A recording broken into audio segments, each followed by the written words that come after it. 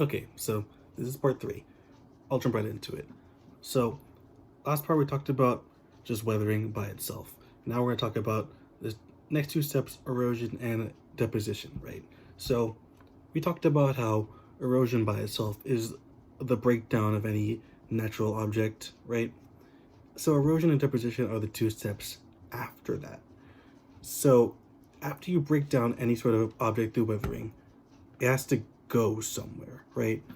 Basically, that same process of breaking it down is also moving it somewhere else. And that process is called erosion.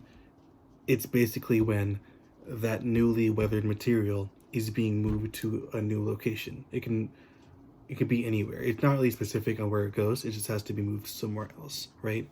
And as weathering is a three-step process, erosion will always come after weathering. There's no ifs, ands, or buts about that. So it can be really any force that causes it. It's going to be mainly be the same force that happens with weathering. So, if, for example, if a river is causing friction on a rock and breaking it down over millions of years, let's say, right? That same force of breaking down the rock is also going to be moving that smaller rock because it wasn't able to lift the rock before when it was heavier, but now that it's broken off and formed its own smaller new piece, it can now be like moved easier, right?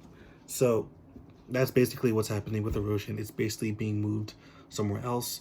Think of like wind blowing on sand or just like, water in a river. Basically anything you can think of, like gravity, even gravity moving something down a slope, that's erosion.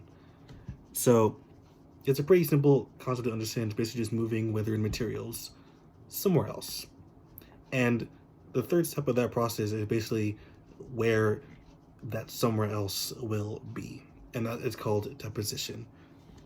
So after it's being eroded and moving somewhere else, it has to be that new place somewhere else is basically being deposited there, right? And that's why it's called deposition. This new material, this new weathered material is being moved to this new location, right? It's being deposited at this location. That's why it's called deposition. And so basically, mainly the same force that's moving it is also going to be depositing it at a certain point.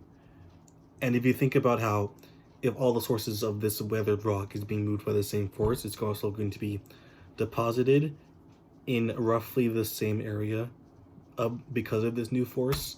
So it's why things like excuse me, it's why things like beaches happen, because the new sand is always being carried by the same current of water to the same new place, and it's being bunched up together in this new deposited place, and it's forming basically a new land mass, right? If you think about it in terms of like the scale of the entire planet, that's basically how Earth has gotten to the place where it is right now. Because back then it was just rock.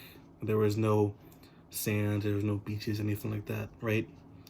And basically this process of weathering formed these like distinct like land masses essentially. And yeah, that's basically the whole step process. As I said, the whole PowerPoint we posted, you can look at it yourself and it'll make more sense if it's like a visual thing. There's also be like a new video posted at the end of the PowerPoint. You can look at yourself also, which is like explaining the concept in a bit more detail. So have a good one.